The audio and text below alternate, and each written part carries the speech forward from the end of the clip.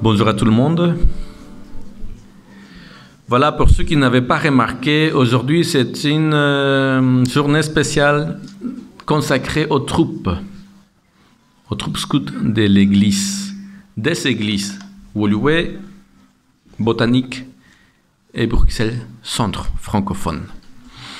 C'est une journée spéciale parce qu'on va pouvoir donner des reconnaissances aux enfants qui ont travaillé, et pas mal, pour avoir des badges. Il y a des enfants petits et plus grands, et même une animatrice qui vont faire une promesse, un engagement. C'est quelque chose de formidable. Et on a donc un invité que je ne vais pas présenter, quelqu'un d'autre va le faire. Donc c'est une journée assez jeune.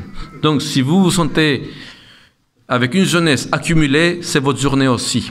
Soyez tous les bienvenus à ces moments et ensemble en tant qu'Église, en tant que famille. Je vous invite à vous lever, on va commencer avec une prière.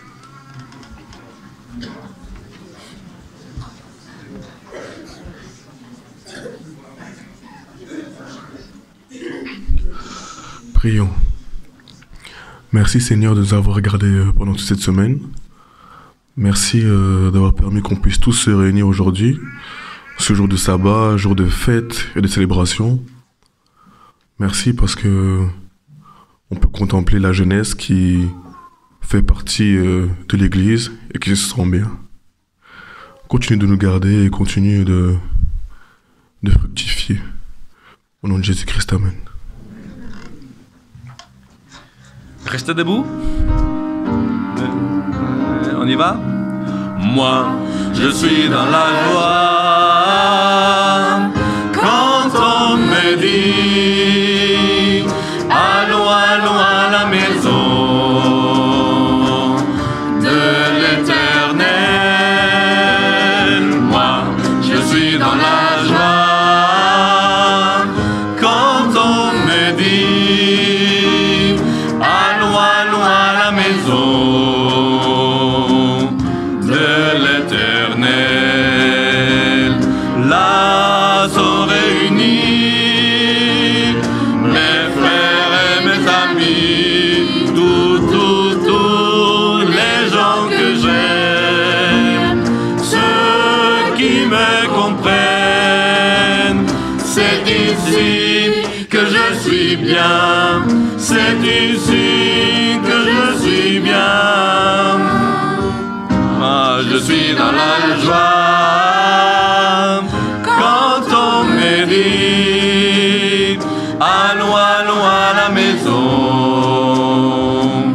de l'Éternel. On reprend.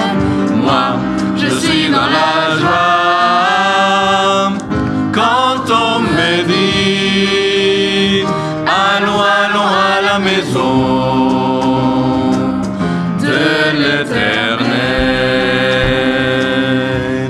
Bien. Vous pouvez vous asseoir, nous on va rester debout ici. Et je vais demander en particulier aux troupes de bien chanter et bien fort, parce que c'est des chants typiques de notre troupe, Tison et Explos. On va commencer avec la grande flambée. Vous chantez fort, Tison et Explos, et les adultes qui connaissent, s'il vous plaît, allez-y. Donnez-vous à fond. La grande flambée. Tu connais, monsieur? Tu connais? Oui.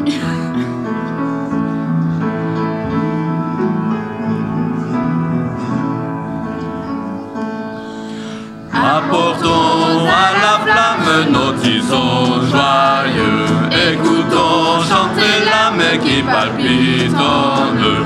Montez flamme légère et feu de joie si chaud, si bon. Au local à la clairière, monte encore et monte donc. Monte encore et monte donc. Feu de joie si chaud, si bon. Oh Jésus, à mon âme, apportez le feu de la qui enflamme les cœurs malheureux. Donnez-moi d'être une âme apportant la joie, l'amour, que je sois une flamme qui par toi brille toujours, qui par toi brille toujours, éclairant mieux chaque jour. Merci beaucoup, on passe aux explorateurs. Notre chant de victoire, avec Dieu nous ferons des exploits. On y va. Avec Dieu nous ferons des exploits.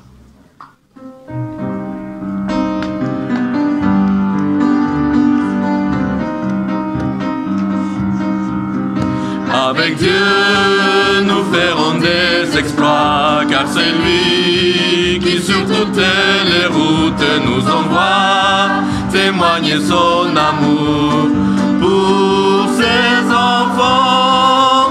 Allons parcourir avec joie les chemins de la terre et chantons l'espérance et la joie à ceux qui pleurent sans lumière.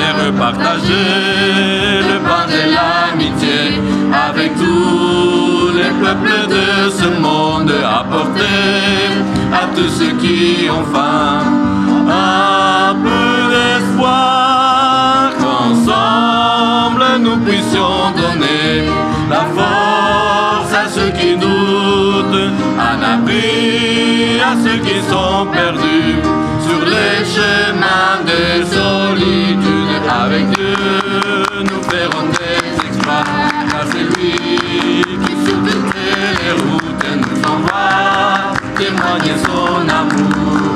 Christ est roi, Christ est roi, Christ est roi. Hey! Très bien. Un dernier. Quel repos céleste. Ça, c'est pour faire plaisir aussi aux adultes. Quel repos céleste.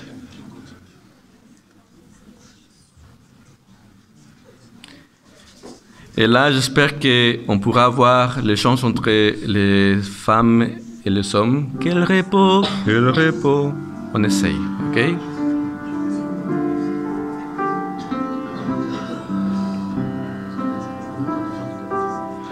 Quel repos céleste, Jésus, d'être à toi pour la mort et la vie. Dans les jours mauvais, de chanter avec toi, tout est bien, ma paix est infinie. Les femmes? Quel repos, quel repos, quel repos, quel céleste repos. Quel repos céleste, mon fardeau n'est plus libre par le sang du calvaire. Tous mes ennemis, Jésus les a vaincus. Gloire et louange à Dieu, notre Père. Quel repos, quel repos, quel repos, quel repos,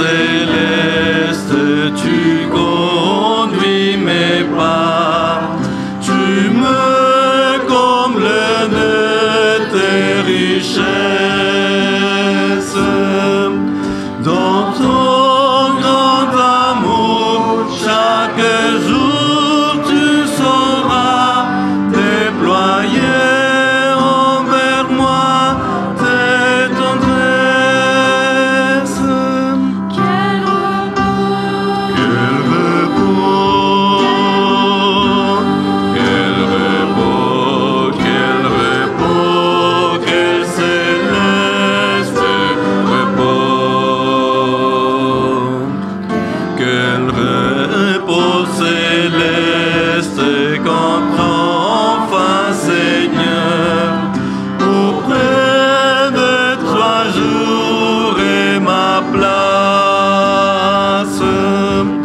Après les travaux, les combats, la douleur, à jamais je pourrai voir ta face.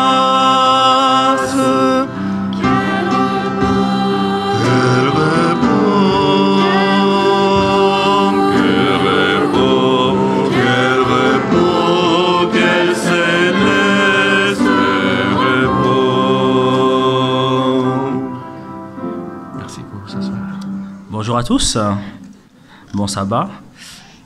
Donc on va passer au moment de la prédication donc pour introduire le message de ce jour. Et d'abord, présenter un peu Pascal Rodet, parce que je pense que tout le monde ne connaît pas Chouka. Donc Chouka ici présent, donc, de son vrai nom, de son nom civil, Pascal Rodet. Et donc le responsable de la jeunesse au niveau de l'Union franco-belge. Mais il a été aussi beaucoup impliqué au niveau des troupes, au niveau de la jeunesse en France. Ici, il a participé aussi à différentes périodes de formation, justement pour certains animateurs qui sont partis en formation. Il participe aussi au camp Fédé, il a participé à des camps pour Redonva. C'est quelqu'un qui est très très actif dans la jeunesse de manière générale. Et surtout, c'est un de nos chefs guides aussi au niveau de la jeunesse adventiste. Et c'est pour ça qu'on l'a invité ce matin, pour pouvoir accompagner ces jeunes et introduire ce moment. Je lui cède la parole.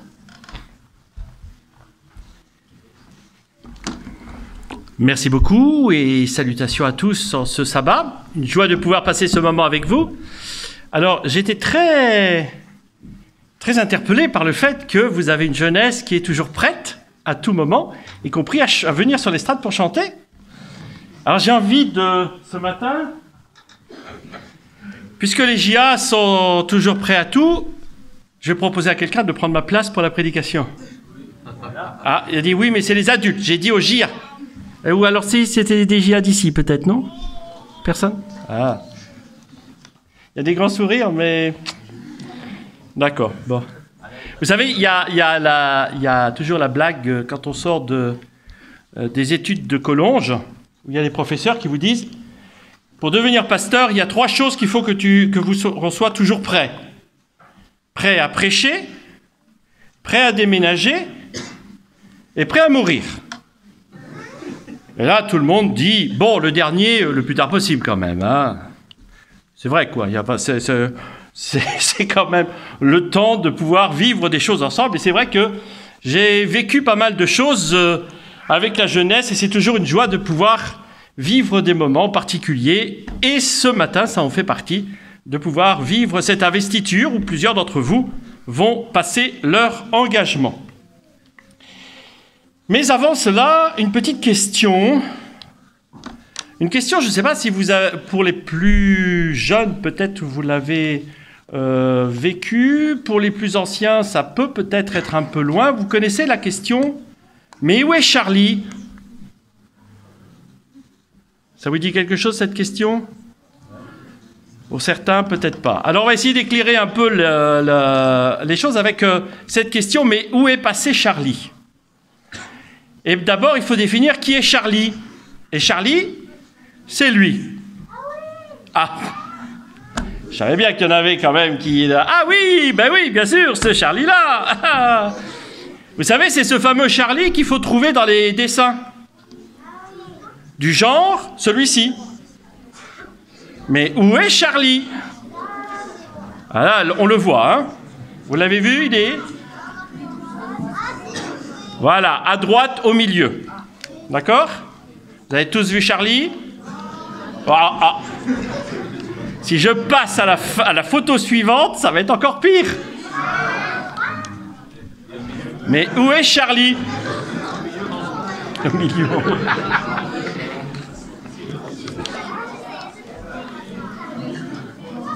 Alors le problème dans cette photo, c'est qu'il y en a qui ressemblent un peu à Charlie, parce qu'ils ont peut-être un morceau ou un autre, ou une tête à peu près approximative. Alors pour tout vous dire, il est dans la cabane, rayée, rouge-blanche.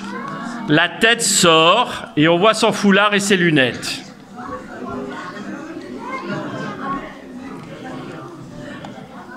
Vous savez, il est difficile de trouver quelqu'un dans une foule. Hein. La preuve.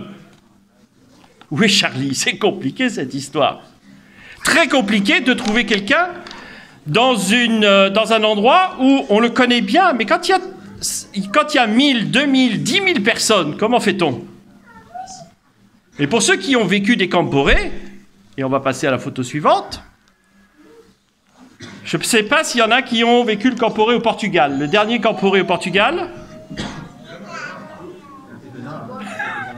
Camporé, alors j'en ai un, deux. Bon, vous êtes... Ah non, vous n'étiez pas là. Alors, il y en a eu que deux. Bon. Le camporé au Portugal, c'est 3000 personnes. 2800. OK? Alors, l'Union franco-belge, donc la France et les Belges, étaient en tout 360. Ce qui est bien. Ce qui était bien. Ce qui était sympa. Je regarde ceux qui ont été, mais il me regarde en disant « Ouais, c'était pas mal. » Et c'était sympa parce qu'on pouvait tous se retrouver, sauf que parfois on était en petite bande. Hein, on se retrouvait à plusieurs au minimum pour ne pas se perdre. Et puis c'était grand. Et il y en a un autre, pour ceux qui l'ont vécu, mais là du coup je pense qu'il n'y en a personne ici, à moins que chez les adultes. Tous les 5 ans, j'emmenais des explorateurs aux États-Unis. Alors, je ne sais plus si j'ai mis une photo ou pas, je crois que c'est... Non, ok. Aux États-Unis, où on était à peu près France et Belgique, en tout, animateurs compris, 50. Petite délégation, sympa. On faisait du tourisme, sympa. Et on est allé au camporé de la Nord-américaine. Le dernier, 48 000. C'est-à-dire 12 fois plus que celui du Portugal. 48 000 personnes. Et tous les soirs, on était dans un grand champ où il y avait des grands écrans, où il y avait une grande scène et on avait un spectacle, son et lumière, et avec les 48 000. Alors chacun au début venait au fur et à mesure. C'est quand le spectacle est fini. 48 000 qui se déplacent. Et là, on disait aux gars, à tous les explos, bon ben, bon courage et on se retrouve au camp. Parce que vous pouvez être sûr qu'on avance doucement et ça se sépare partout et on se prend dans la foule, etc. Ah, c'est des moments inoubliables, c'est clair. Des moments où on se dit vraiment, pour trouver quelqu'un, c'est pas évident. Alors une fois, quand on fait du tourisme aux États-Unis, forcément on va à New York. Et quand on va à New York, on va du côté Times Square. Et dans le côté Times Square, il y a une chose qu'il ne faut jamais faire avec votre troupe de 50 bonhommes, jeunes garçons et filles, c'est passer la rue où il y a tous les théâtres et de passer au moment de la sortie.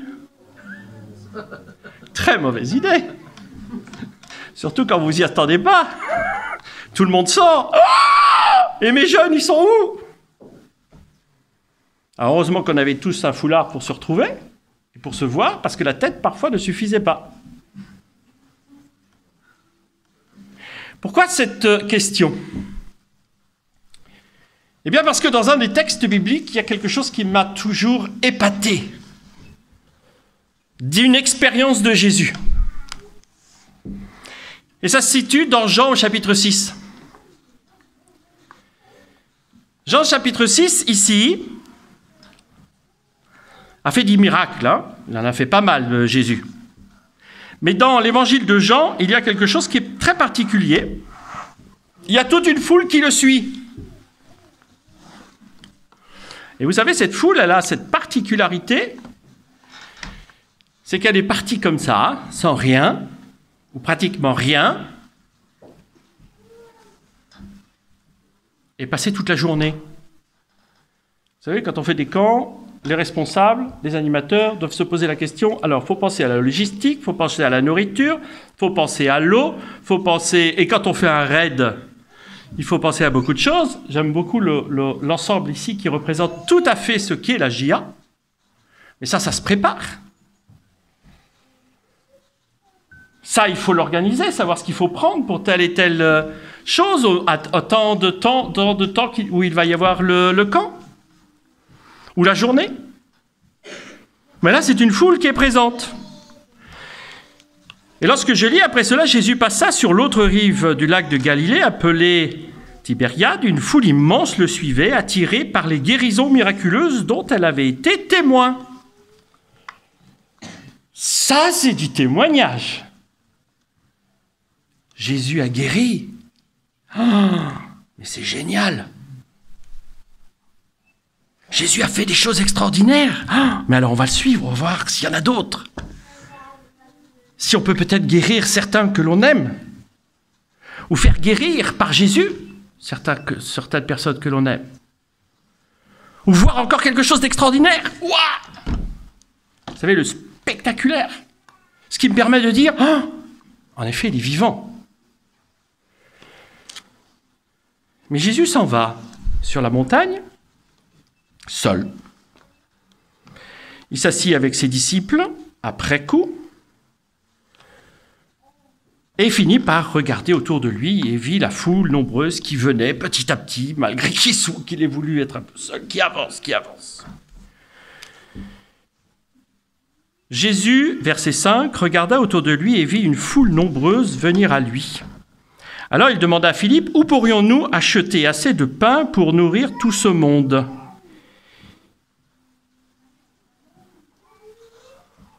C'est intéressant de penser comment nourrir la foule et comment acheter. Je vous rappelle, Jésus a fait des miracles, juste avant. Alors, verset 6 nous dit, il ne lui posait cette question que pour voir ce qu'il allait répondre, car en réalité, il savait déjà ce qu'il allait faire. Donc Jésus est dans le mode participatif. Alors, voyons voir ce que vous allez faire, vous. Comment voulez-vous débrouiller pour nourrir toute une foule ? Et cette foule est nombreuse.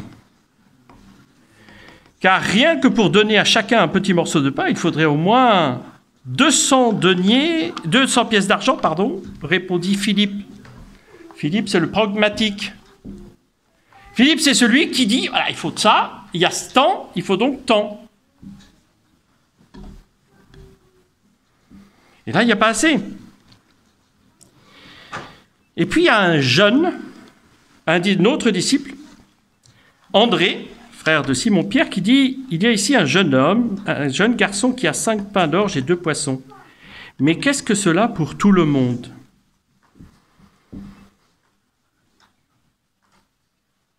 N'oublions pas, le texte nous dit qu'il y a 5000 personnes, 5000 hommes. C'est-à-dire plus que le Camporé au Portugal. Et comme on dit 5000 hommes, ça veut dire qu'il y a quand même des femmes et des enfants. Donc ça veut dire au bas mot 10 000. Beaucoup plus que le Portugal. 10 000 personnes à nourrir. 10 000 personnes avec 5 pains et 2 poissons.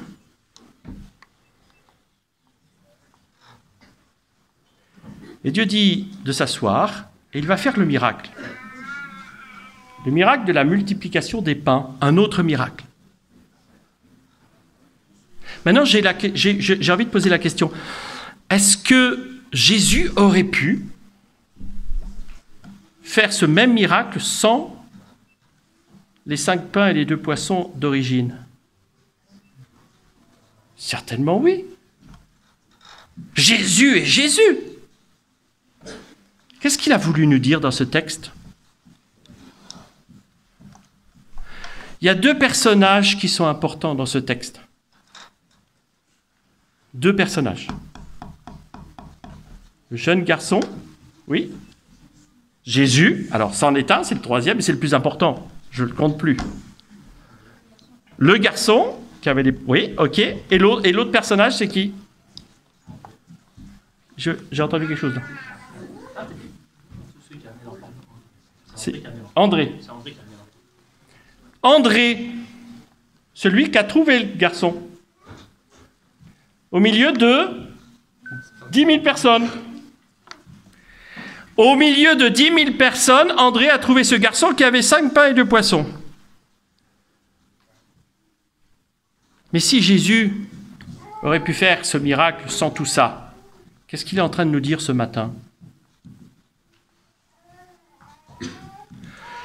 Oui, je veux bien faire des miracles, mais j'ai besoin de vous. Vous êtes indispensable. Votre présence est nécessaire. Même si c'est une personne au milieu d'une foule. Votre présence est nécessaire. Même si vous avez l'impression que ça ne vaut rien, 5 pains et 2 poissons pour toute la foule, ta présence est indispensable. Même si André pose la question comme ça, présente cet enfant comme ça, André est indispensable.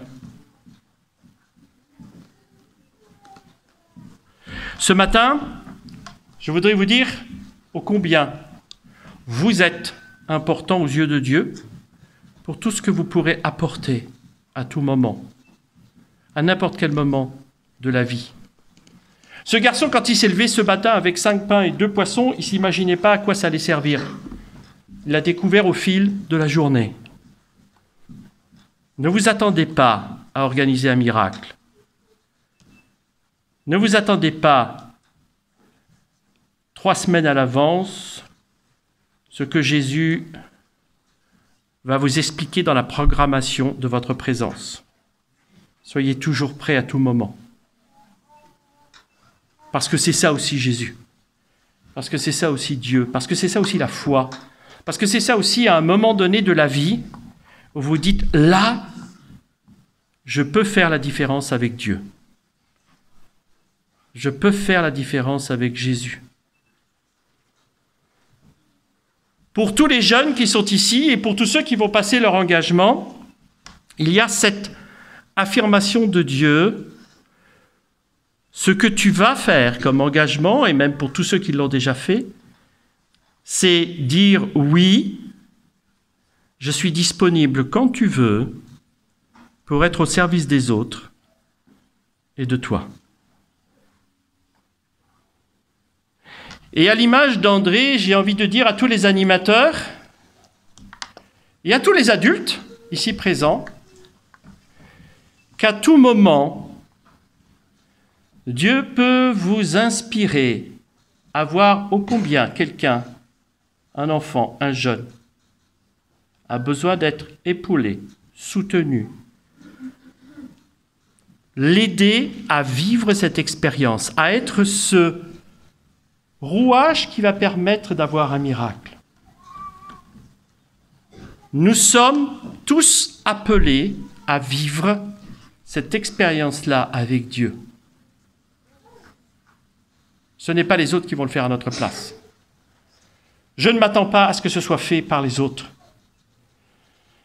Notre relation avec Dieu, notre vie avec Dieu passe avant tout par le principe de base, je suis un disciple pour Dieu, au service de tous.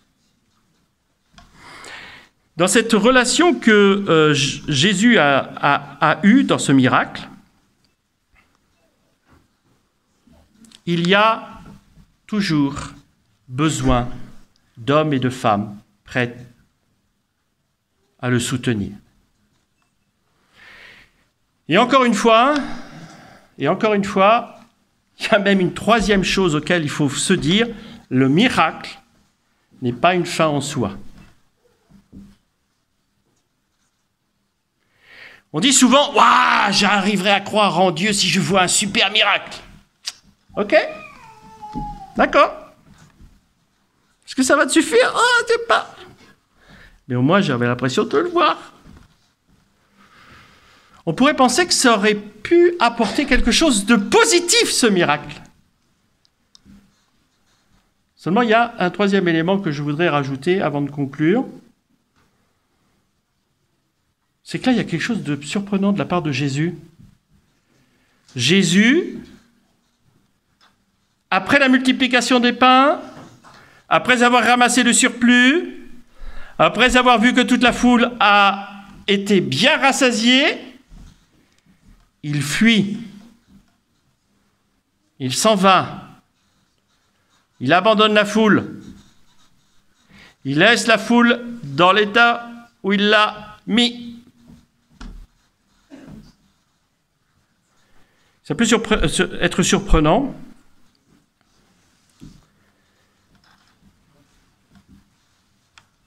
Mais il y a une raison fort simple.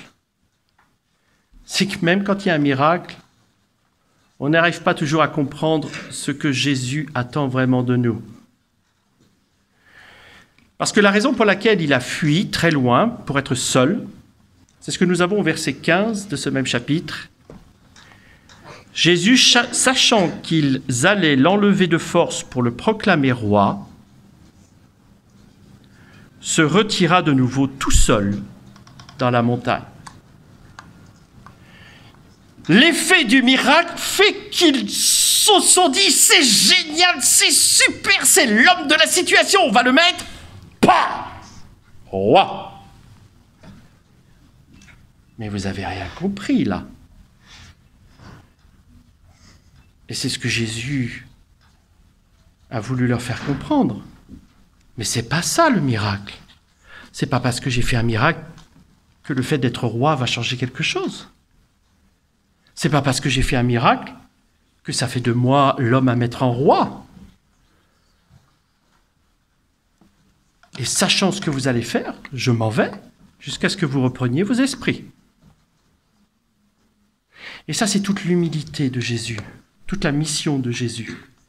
N'attendons pas le miracle comme quelque chose qui va faire un changement fondamental. Tous les jours, il peut y avoir des miracles. Et dans l'expérience que Jésus a voulu donner à ses disciples et à la foule, le miracle, c'est quoi? C'est simplement ce jeune, ce disciple, qui a permis de faire le miracle. Alors, à tous ceux et toutes celles qui ont déjà ou qui vont passer leur engagement, c'est ça le miracle. Le miracle de dire, Seigneur, moi je m'engage, je suis prêt à vivre une expérience avec toi. À tout moment, je suis prêt à être au service. Et je ne suis qu'un outil entre tes mains. Je n'ai aucune gloire à prendre. Je n'ai aucune gloire, honneur à avoir. Je suis là, tout simplement, mais présent.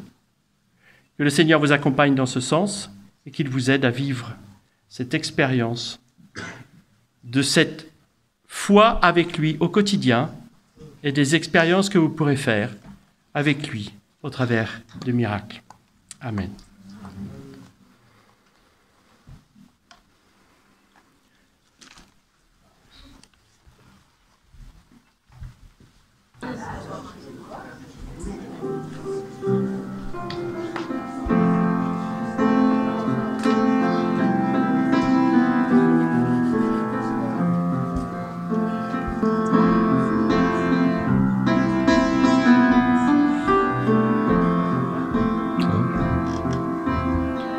Nous voulons vivre l'unité, rester ensemble chaque instant, surtout ne pas nous séparer, continuer d'aller de l'avant,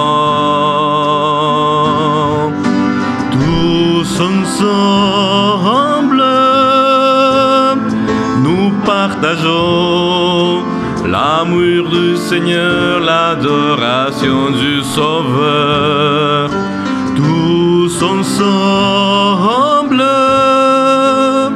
nous accueillons l'Esprit du Seigneur, l'unité du Créateur.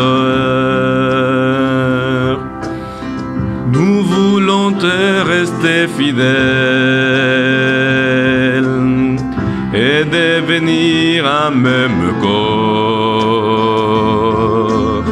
Travailler au lien de la paix, marcher toujours dans le même esprit. Tous ensemble, nous partageons l'amour du Seigneur, l'adoration du Sauveur. Tous ensemble, nous accueillons l'Esprit du Seigneur, l'unité du Créateur. Reconnaissons nos différences, en Dieu elles seront notre force. Nous allons partager ensemble, chercher encore le royaume des dieux. Tous ensemble, nous partageons l'amour du Seigneur, l'adoration du Sauveur. Tous ensemble, nous accueillons l'Esprit du Seigneur, l'unité du Créateur. Voilà, je vais vous inviter à une dernière prière et pour cela, je vais demander aux Tison Explo et animateurs qui ont passé leur engagement de venir ici. Oui, Seigneur, tendre Père Céleste, c'est une joie de pouvoir nous retrouver devant toi pour non seulement te prier et te louer, mais surtout pour présenter tout le travail que nous avons voulu faire pour toi et pour tous ceux qui nous entourent. Et je voudrais tout particulièrement aussi te présenter tous ceux qui ont passé leur engagement, leur choix, leur promesse, et te demander que ta paix, ta grâce et ton esprit puissent être sur eux pour vivre cet engagement, ce choix, cette promesse, tout le long de leur vie. Et que dans leur troupe, dans leur clan, dans leurs activités qu'ils vont avoir avec les autres, ils puissent trouver cette entraide, cette paix, cet amour du travail bien fait, cet amour du service aux autres, cet amour de la nature qu'ils découvrent, qu'ils puissent l'échanger, le vivre pleinement les uns avec les autres. Mais je voudrais aussi te demander de bénir tous les animateurs, les parents, les adultes ici présents dans cette église qui ont accueilli cet engagement, ce choix, cette promesse. Que tu puisses aussi les bénir et les accompagner dans cette tâche qu'ils ont, d'être aussi un soutien pour chacun d'entre eux. Merci Seigneur de ce que tu apporteras. Merci Seigneur d'accorder ta paix sur chacun d'entre nous. Nous te le demandons au nom de Jésus. Amen. Amen. Amen. Vous pouvez reprendre vos places. Merci pour tout. Nous concluons comme ça notre cérémonie d'investiture. Que le Seigneur vous bénisse, que vous accorde encore une bonne fin de sabbat, reste de sabbat, et partez dans la paix du Seigneur. Amen.